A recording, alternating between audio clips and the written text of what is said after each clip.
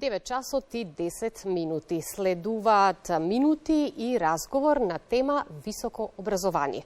А високото образование е комплементарен дел од целиот образовен систем и тоа е од посебна важност и интерес за секоја земја, бидејќи во академските кругови треба да се развива слободата на научната, но и на критичната мисла.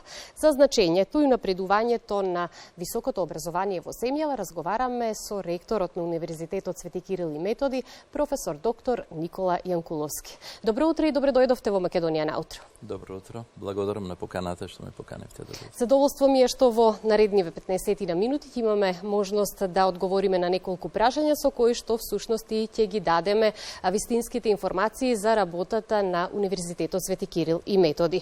Високото образование има две основни цели: да обучува кадри што треба да вршат одредена професија во специјализирана област на трудот, но и да обучува интелектуалци кои ќе бидат одговорни за истражување, систематизирање, анализа и дисеминација на вредни информации за развој на општеството во сите области на знаењето. И сега би сакала да ми одговорите каква е состојбата во високото образование кај нас во насока на исполнување на овие основни цели. Сеопфатно гледано, високото образование во нашата земја, можам да кажам дека навистина има потреба од унапредување на квалитетот во високото образование, општо земено. Самиот факт што во нашата држава постојат над 30 универзитети е доста поразувачки момент. Секако дека тие 30 универзитети не може да го пружат квалитетот на образованието како што би сакале да биде. И мислам дека се треба да се направи, некако да се направи можда некоја редукција на бројот на универзитетите, да се направи некоја проценка, анализа за квалитетот на универзитетите што го даваат тоа образование, но секако дека е многу важен фактот дека програмите кои што ги даваат студиските програми тие универзитети треба да бидат под лупата на сите релевантни институции кои што прават анализа, го проценуваат квалитетот на високото образование во нашата земја. И сега, кога говориме за значењето, но пред се унапредувањето на работењето на универзитетот, мораме да ги следиме и рангирањата во светски рамки, за да знаеме докаде сме стигнале, но и како успеваме да одиме понапред. Во таа смисла, на најновата листа на веб страницата Webometrics, која прави рангирање на универзитетите во светот, на годинешната листа на најдобри универзитети, Универзитетот Свети Кирил и Методи се наоѓа на 1526-то место. Може би ова е висока бројка, но всушност представува напредок за 68 места од минатата година. На што се должи овој напредок и она што е најважно, што се прави за подобрување на условите и наставната програма на универзитетот? Прво, благодарам што покажавте интерес за нашето рангирање на сите тие светски листи, што ги следите состојбите. Точно е тоа дека на Webometrics и на Шимаго ранкингот ние навистина сме покачени значајно. Па да кажам, например, еве од 2009 година, почнувајќи од скоро 600-то место на кое што бевме, за да сега минатата година веќе го достигнеме 396-то место, што е скоро околу 200 места разлика. Значи, покачувањето на рангирањето на УКИМ покажа еден, за овие декади, еден нагорен тренд. Нашата научно-истражувачка дејност, значи, е како оценета како доста квалитетна. Нашите наставно-научни кадри, сепак и во услови на пандемија, дадоа свој голем импакт во научно-истражувачката дејност и секогаш сме можеле да се пофалиме со така еден изразен квалитетен кадар на УКИМ, посебно во поглед на научно-истражувачката дејност. Webometricsот се базира нели на проценката од веб страните на универзитетите, така што и тука сме значено на повисоко ниво. Како и да е, ние не можеме да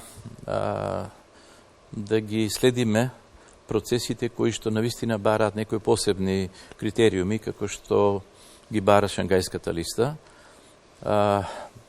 тука не зборувам дека не можеме да се покачиме на Шангајската листа, но, например, некои предуслови како алумни Нобеловци и така натаму, навистина ги немаме. Но секако со едно добро менаџирање на политиките за валоризација на нашата научна актива која што постои во нашата земја, можеме тука повеќе да придонесеме. Што значи тоа? Сите методи, сите алатки, сите инструменти кои што последниве неколку години ги ставивме во функција повеќе во смисла на препознатливост на нашата наука во нашата земја и во светот, значено придонесе да се покачиме на овие листи, така што, например, на Шимаго ранкинг листата, навистина и на Webometrics се работи за високо рангирани универзитети во светот и тука тоа за нас представува сепак една голема гордост што за кратко време, релативно кратко време се покачивме на погорна линија во однос на претходно. Така што никогаш на повисоко ниво не сме биле на Шимаго листата од сегашното, мислам, рангирање што го има УКИМ. Останува да се качуваме повисоко на листата. Да, се трудиме и секако дека ќе одиме нагоре. Веќе даваат резултати нашите преземени активности, нашите политики. Ја споменавте научно-истражувачката дејност и во таа насока морам да повторно кажам податоци. Според податоци за рангирање на научно-истражувачкиот кадар, кадарот на Универзитетот Свети Кирил и Методи е меѓу 2% најцитираните научници во светот за 2021 година и за цела кариера заклучно со 2021 година. И мораме да истакнеме дека 90% од врвните најцитирани научници во земјава се од редот на академскиот кадар на Универзитетот Свети Кирил и Методи. Овде секако се земаат предвид новите истражувања на професорите и секако нивното влијание во светот. Како се мотивираат професорите да работат во рамки на научно-истражувачката дејност и како се финансираат научните истражувања во земјава? Затоа што знам дека финансиите секогаш се проблем, но има можност да се искористат европските фондови, па на тој начин да се реализира научно-истражувачката дејност. Ова е точно што го кажавте. Нашата наставно научна заедница на универзитетот е навистина за пофалба и тука сакам да искористам приликата да им се заблагодарам, посебно заради фактот што сите наши политики на менаџирање на науката во државата од страна на универзитетот ја прифатија и навистина се препознаа себе си како дел од универзитетот. Значи, препознатливоста на универзитетот зависи секојаш и од самите наставници, самите научници, така што сите овие години апелиравме да постои секогаш кога пишуваат трудови и проекти афилијација, односно да биде ставено името на нашиот универзитет и на тој начин, значи, да се препознаеме повеќе и во европски, односно светски рамки. Во поглед на финансиските средства, можам слободно да кажам дека со години наназад државата не извојува финансиски средства за наука. Тоа се минимални проценти од 0,00, не знам, 1% од бруто домашниот производ, но секако ние како универзитет се трудиме да направиме некоја компензација со тоа што во текот на една година ние правиме финансирање на околу 30 проекти за научниците од универзитетот. Понатаму правиме финансирање на некаде од прилика околу 30 научни манифестации, конгреси, симпозиуми, научни собери така. Финансирам исто така некаде 80 до 100 научни трудови кои што се објавени во релевантни часописи со висок импакт фактор и од прилика таа бројка изнесува од 80 до 100 годишно. Исто така нашите научници кои што се навистина препознаени во светот успеваат преку разни интернационални донаторски програми да влезат во разни проекти, како што се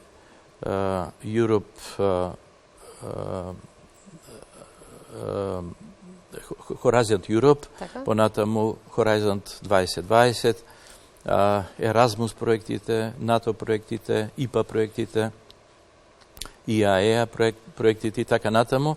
На тој начин се буквално вмрежуваат во научната заедница на европско и светско ниво, но како и да е, ние со нашите документи, со нашите постапки, со нашата организација, навистина ни придонесуваме за тоа.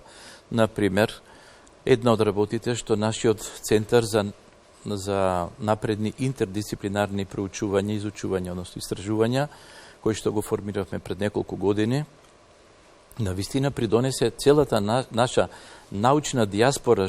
Значи, тоа се научници родом од Македонија, кои што живеат и работаат на престижни универзитети во светот, успеваме со нивните активности да ги вратиме назад на некој начин. Так, што е многу значајно. Многу значајно, така што пред неколку дена ние направивме нов ичекор, објавивме и промовиравме нова веб страна, која што е, нели, researchnet.mk, на која што веб страна можат буквално да аплицираат сите наши научници и сите други кои што се заинтересирани да направат вмрежување во оваа мрежа која што за почетокот изнесе околу 300 научни работници, наши македонци кои што работаат на престижните универзитети и да се спојат со нашата научна фела, да се работуваат на разни проекти, разни иновации и се што науката може да пружи во денешно време.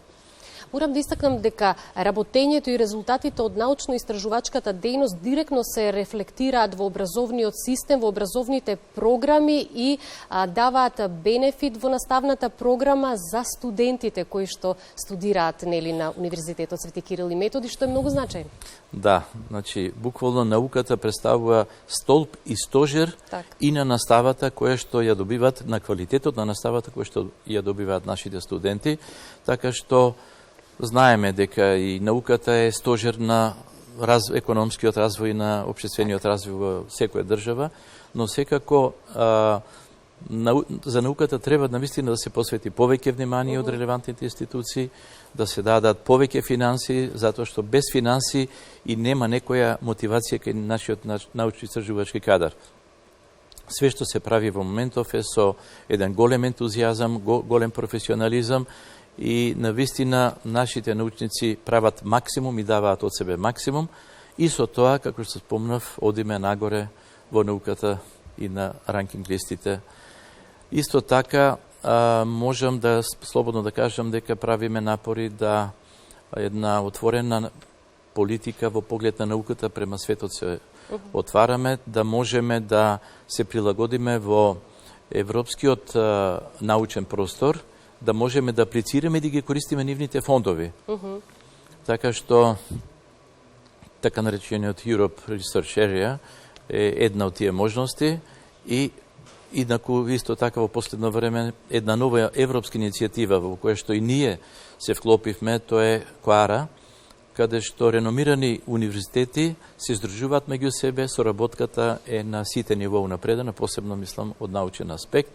Се ова политики кои што навистина придонесуваат да со минимални скромни средства ние постигнеме буквално максимум во науката, но сепак во последно време повеќе внимание обрнуваме на интернационализацијата, на препознатливоста на универзитетот во европски и светски рамки, така што со сите можни механизми работиме и секако дека резултатот на целокупното работење е и ова што го кажавте, да се подкренеме на повисоките нивоа во рангирањето. Ова само потврдува дека имаме визија, знаеме каде сакаме да се стремиме и секако успешно одиме напред. Да. Сега во продолжение би сакала да споменеме еден многу значаен момент кој што е одлична потврда дека тоа што го работите е од огромно значење и дека успехот и квалитетната работа знае да се препознае.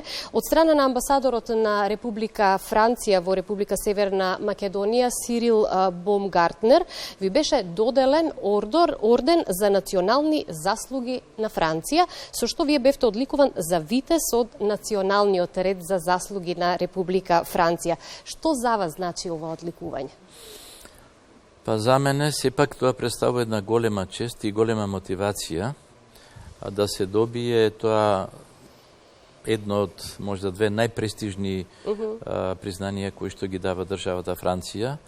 Посебно е значајно заради тоа што тоа е со указ на претставителот на Република Франција и конкретно за мене беше указот подпишан на 26. јули 2022 година, за да пред известно време навистина ми е доделен тој орден за заслуги на Република Франција, кое што навистина представува едно престижно признание, кое што понатаму ќе ме мотивира да продолжам по патот кој што сум го зацртал, да служам на мојата земја, да навистина ја продлабочам соработката со сите земји во светот, сега во конкретниот случај со Република Франција, заради тоа што тие меѓународни соработки пружаат навистина многу можности, многу идеи, многу хоризонти отвараат. Исто така има и дополнителни вредности за нашата земја, се во корист на добробитот на граѓаните на нашата земја, но секако сите овие награди и ордени што ги добиваме од интернационално ниво представуваат и значење и за универзитетот, но и за Република Македонија. Разговорот ќе го заокружиме со едно, би рекла, болно прашање, одливот на мозоци од земјава. Како да го спречиме тоа и што да направиме во таа насока? Претходно споменавте дека има, може би се поретки, но има случаи на наши млади студенти, стручни лица кои што се школуваат и специализираат надвор во другите земји, но сакаат да се вратат во земјата и своето знаење да го пренесат овде и да продолжат со работа во земјава. Како во таа насока да работиме? Тоа е еден подолгогодишен проблем кој што последниве, да речам, 20 години зема се поголем замав. Јас уште како декан на медицинскиот факултет во Скопје при Универзитетот Свети Кирил и Методи разговарав со студентите кои беа прикај, односно дипломираните доктори по општа медицина, зошто заминуваат, така што имав уште тогаш доста сознание и затоа и во 2 наврати пишував во нашиот лекарски вестник, но секако дека, како што рековте, тоа е едно болно прашање, тоа е еден комплексен проблем кој што зависи од повеќе фактори. Тука, значи, можам да кажам дека навистина и државата треба да направи посебни напори да ги задржиме тие квалитетни професионални кадри, за кои што навистина сме потрошили време и знаење да ги подигнеме на едно значено ниво, но секако едни од главните причини, можам слободно да кажам, дека представува и вработливоста, која што навистина за тие кадри кои што се најквалитетни треба посебно да се води грижа, понатаму условите за работа, понатаму условите кои што земите во регионот и странските држави ги пружаат. Значи, сепак висината на платата е многу значаен момент и напредувањето во кариерата.